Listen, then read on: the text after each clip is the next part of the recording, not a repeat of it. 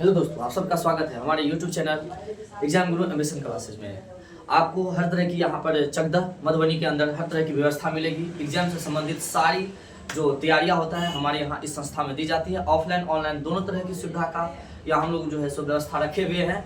तो आज हम आपको लेके चलते हैं 10th का एक छोटा सा टॉपिक है जो कि अच्छे नंबर दिलाते हैं, पाइथागोरस थ्योरम के बारे में। तो हम आपको बताते हैं कि सबसे पहले पाइथागोरस थ्योरम क्या है। तो पाइथागोरस थ्योरम है जो कि ये कथन क्या है, इनका कथन है पाइथागोरस थ्योरम का, एक समकोण त्रिभुज में बड़ी भुजा का वर्ग, जो बड़ा वाला भुजा होगा ना समकोण त्रिभुज में बड़ा वाला भुजा, उस बड़ी वाले भुजा का वर्ग के योगफल जो है उनका, जो बड़ी वाली भुजा का वर्ग है वह जो बाकी दो भुजा है ना, बाकी दो भुजा उसके वर्ग के योगफल के बराबर होता है।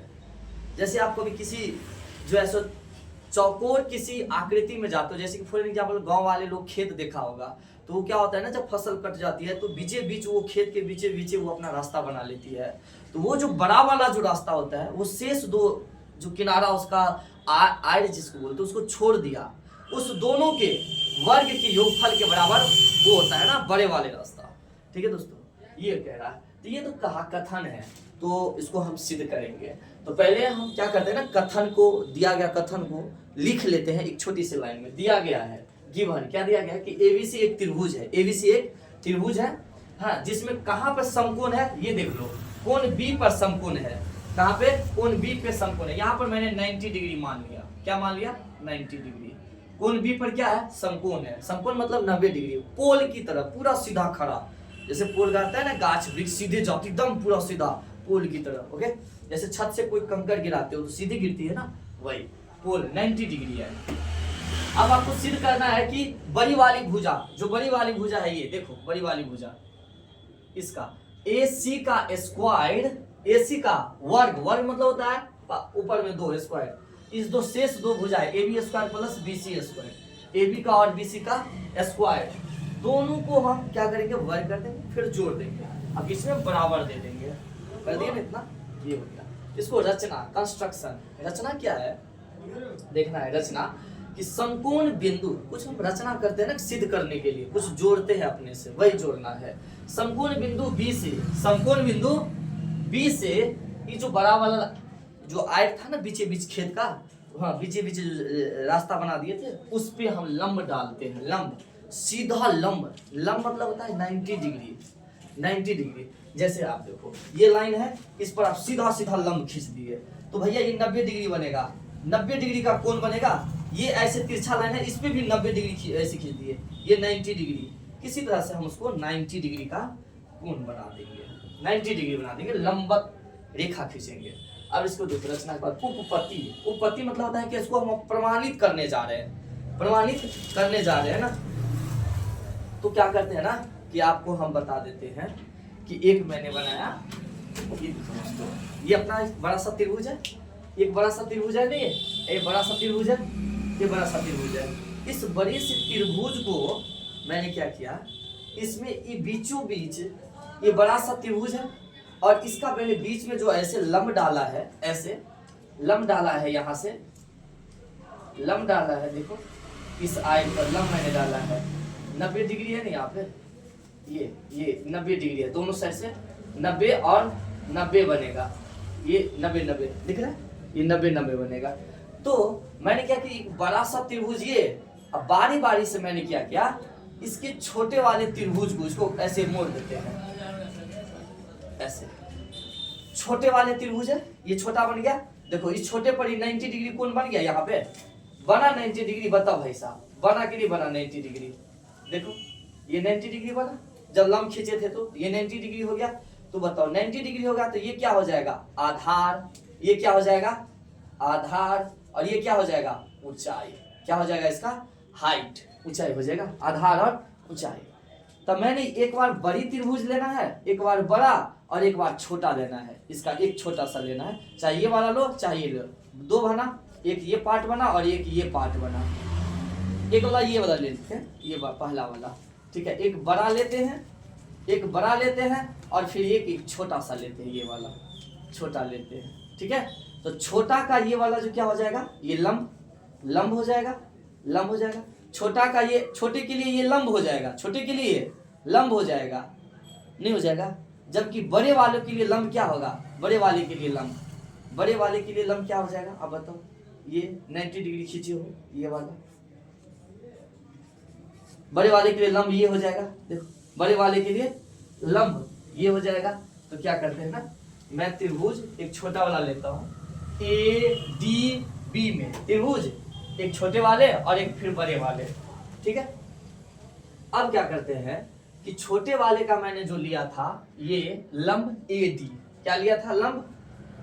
पहले दोनों त्रिभुज को मैं क्या करता हूँ ना कि इसको पहले मैं दोनों को क्या करता हूँ, समरूप कर लेता हूँ। देख लो समरूप, इस दोनों त्रिभुज में देखो, इस दोनों त्रिभुज में देख लो कि भैया ये बड़े वाले का ई कोण जो है ना बड़का में और ये छोटका में, दोनों में एक ही है।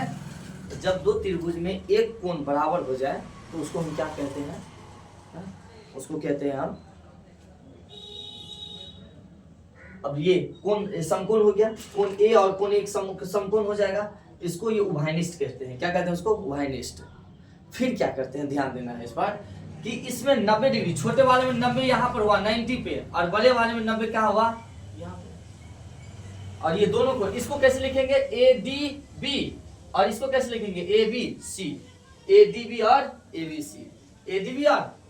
अब दो कोण क्या हो गया ना, किसी भी त्रिभुज में दो कोण बराबर हो जाए तो उसको हम क्या कहते हैं, दो कोण बराबर हो जाए तो उसको हम समरूप कहते हैं। इस तरह से ये दोनों त्रिभुज क्या हो गया, समरूप हो गया, नहीं हो गया समरूप, हुआ कि नहीं, समरूप हो गया।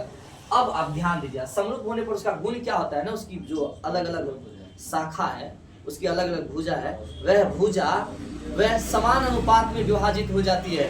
तो देख लो समान अनुपात में विभाजित कैसे करेंगे, इसका जो छोटका वाला का जो आधार है, आधार लंब है ए डी, लंब क्या है छोटके वाले का, ये छोटके वाले का लंब। अच्छा पहले कर्ण को ले लेते हैं, कर्ण ले लो, बड़के वाले, छोटे वाले का कर्ण कौन हो जाएगा, देखो ये वाला कर्ण हो जाएगा ना, तो कर्ण ले लिए, तो कर्ण कौन हो गया, ए बी, कर्ण क्या हो गया, ए बी। बड़े वाले का कर्ण कौन हो जाएगा, ए सी, तो बड़े वाले का कर्ण ए सी, ए बी बट्टा ए सी हुआ ना, ठीक है। इसके बाद आप फिर चलते हैं कर्ण, ये बीच वाले को नहीं लेना है क्योंकि बीच वाले से कोई काम नहीं, वो हमने रचना किया है। तो कोशिश करते हैं ना, रचना जो करते हैं उनका बस समझने के लिए, उसको लिखते नहीं है, रचना को नहीं लिखते हैं। तो बच कौन गया, इस त्रिभुज में कौन भुजा बच गया, आप ये ले ही लिए तो बच गया ये ना, तो ये क्या है लंब, तो लंब बच गया इसका ए डी, लंब बच गया ए डी। अब बड़का वाले का लंब क्या है, ए बी, ठीक बा। अब इसको गुना करो, कोना कोनी, जीजी को ना जीजी को ना करो, इसको ए बी स्क्वायर और क्या होगा ए सी, अब ना ए बी, समीकरण 1, ठीक ना। उसी तरह से अब समीकरण 2 की बात करेंगे, समीकरण 2 कैसे, तो इसी प्रकार अब फिर से बड़ा त्रिभुज, और ये छूट गया था ये वाला, ये तो हो गया ना, अब ये छूट गया है, इसकी बात करते हैं बड़े वाले और बी सी डी की बात करते हैं, बी सी डी और ए बी सी। हुआ क्या, जब आपने देखा कि ये वाला और जब ये लिए थे तो क्या आया था, देखो क्या आया था, क्या आया था, जब ये लिए थे तो आप ए बी स्क्वायर आया, A B square, A B square आया, और तब ए सी अगुना ए डी। क्यों ए डी आया, क्योंकि हम इस साइड का त्रिभुज लिए थे तो ए डी आया। अगर हम इस साइड का त्रिभुज लेंगे तो इस बार सी डी आएगा, अब पूरा का पूरा ए सी आएगा, क्योंकि इसमें भी आया है ए सी और ए डी, इसमें भी आएगा ए सी और डी सी, तो कर दो। इसी प्रकार बी सी स्क्वायर, अब इस त्रिभुज का लेंगे तो ई वाला स्क्वायर होगा B C square C D गुना ए सी, ठीक है। ये समीकरण 2, अब दोनों को जोड़ देंगे, समीकरण 1 और 2 को जोड़ने पर adding equation first and second we get, जब दोनों को हम जोड़ देते हैं तो हमें क्या मिलता है, क्या मिलता है देखते हैं, इसको दोनों को जोड़ते हैं। देखो A B square B C square दोनों एक साइड, लेफ्ट लेफ्ट वाला बाया बाया एक side, A B square B C square एक साइड, और दाया दाया एक साइड। तो सी डी गुना ए सी, सी डी गुना ए सी, और ए सी गुना A D, A C Guna A D, दोनों में कॉमन जो है उसको बाहर ले लीजिए, तो जानते ही होंगे आप, ए सी को बाहर ले लिए तो ए डी जोड़ सी डी, दोनों को जोड़ो तो ए डी सी डी को जोड़ो तो ए डी और सी डी, दोनों को जोड़ेंगे तो बड़े बड़े नहीं हो जाएगा, एक को नहीं लिख सकते हैं ए सी, तो लिख दिए ए सी गुना ए सी स्क्वायर, क्या हो जाएगा ए सी स्क्वायर। और इस तरह से आपका सिद्ध हो गया, देखो A B plus B C square, A B C square बराबर ए सी स्क्वायर। ये सिद्ध हुआ कि नहीं हुआ? इस तरह से सिद्ध हो गया। आपको हम एक्स्ट्रा कुछ बातें दे देते हैं, ऐसे बना के दिखाएं तो इसमें थोड़ा सा आपको ज़्यादा अच्छा लगेगा। ये बड़ा त्रिभुज था और ये क्या था, ऐसे छोटा हो गया था, ऐसे छोटा हो गया था। देखो ये बड़ा वाला है तो ये कर्ण मान जाए, जो बड़ा रहता है वो कर्ण हो जाता है, ये आधार हो जाएगा और ये क्या हो जाएगा, लंब हो जाएगा। ऐसे इसमें कुछ नहीं था, एक बड़ा को उसको टुकड़ा कर दो, फिर आधे से तुलना करो, वही था। अब आपको हम एक्स्ट्रा कुछ जानकारी देते हैं दोस्तों। ये देखो आपको हम कुछ एक्स्ट्रा जानकारी देते हैं। ये है पाइथागोरस। क्या है ये? पाइथागोरस है। पाइथागोरस में क्या होता है ना, ये 4वीं शताब्दी ईसा पूर्व में ये थ्योरम दिया था। 4वीं शताब्दी ईसा पूर्व में बहुत पहले थ्योरम दिया था, है कि नहीं? ईसा पूर्व की बात है, जो आप बुद्ध महावीर का नाम सुने होंगे, उस टाइम का बात है ये, तभी दिया था। इनका जन्म जो है ना, इटली के बगल में एक खाड़ी है, सागर है, उसका नाम इजियन सागर। क्या नाम है? इजियन सागर। उसी इजियन सागर में एक द्वीप है, अंदर में पानी, जो मिट्टी चारों ओर से पानी से गिरा, उसको द्वीप कहते हैं, समोस द्वीप। क्या नाम है? समोस द्वीप। उस पर इनका जन्म हुआ था, इटली के बगल में, और वो प्राचीन यूनान का क्षेत्र पड़ता है। और ये इटली के पास जन्म हुआ था, प्राचीन यूनान के दार्शनिक है, ये दार्शनिक है। और इनको जो है एक काफी लंबा समय लगा था पाइथागोरस थ्योरम को देने में। पाइथागोरस का गुरु कौन है? थेल्स। इनका गुरु थेल्स है, और कह रहा है कि थेल्स से इनको थोड़ा सा मार्गदर्शन मिला था, है ना, गणित क्षेत्र में। थेल्स है, ये भी यूनानी ग्रीक है, ठीक है। यूक्लिड का जनक, यूक्लिड ज्यामिति का जनक कौन माना जाता है? सबका जनक जान लो, है ना, ज्यामिति का जनक यूक्लिड को मानते हैं। किसको? यूक्लिड को। और यूक्लिड जो है यूनान के व्यक्ति थे। यूनान के किस शहर में? अलेक्जेंड्रिया शहर में। अलेक्जेंड्रिया शहर में इनका जन्म हुआ था। इनका किताब था एलिमेंटस। यूक्लिड के किताब का नाम क्या है? एलिमेंटस। और इसी एलिमेंटस में इन्होंने इस यूक्लिड ज्यामिति का सिद्धांत दिया है ना। ज्यामिति का सिद्धांत का जनक कहते हैं। भारत में बोधायन, इससे पहले भी भारत के बोधायन जो है सो ज्यामिति के जनक के रूप में माने जाते हैं। तो भारत में किसको मिला ये खिताब? बोधायन को, है ना, ज्यामिति के जनक के रूप में। थेल्स, थेल्स समझ गया। गणित, गणित के जनक कौन है? या तो आर्किमिडीज को मानते हैं और भारत को माना जाता है, जबकि आर्यभट्ट को माना जाता है। आर्किमिडीज और आर्यभट्ट। आर्किमिडीज यूनान से थे, जबकि आर्यभट्ट सब जानते हैं कि भारत, पटना, बिहार से थे, है कि नहीं? तो आप इनके बारे में जाने। थेल्स हो गया। आधुनिक साइंस के जनक, एक्स्ट्रा कुछ जानकारी, गैलीलियो ले लो। आधुनिक साइंस के जनक गैलीलियो, आइंस्टीन भी आते हैं, न्यूटन भी आते हैं, साइंस में आते हैं, तीनों जनक के रूप में। आधुनिक साइंस के जनक गैलीलियो हो जाएंगे। आधुनिक हिंदी के जनक भारतेंदु हरिश्चंद्र, भारतेंदु हरिश्चंद्र हो जाएगा। बायोलॉजी के जनक अरस्तु, बायोलॉजी का जनक अरस्तु, है ना।